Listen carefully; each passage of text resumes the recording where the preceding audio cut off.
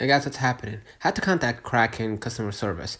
So open up your Kraken wallet, right? Press your avatar icon at the top left. Inside, I'm gonna find more documents, support. Press support.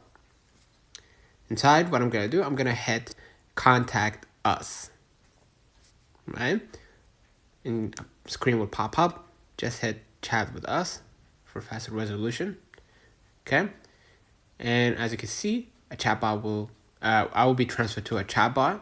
Okay, if they can help you with an article or something like that, maybe you have a common question, right? Like how to verify account or something like that. The chatbot will answer. But if the problem is complicated, an agent will be transferred automatically, so they can help you more. So let me know in the comments if this video helped you. Don't forget to like and subscribe. See you in the next one.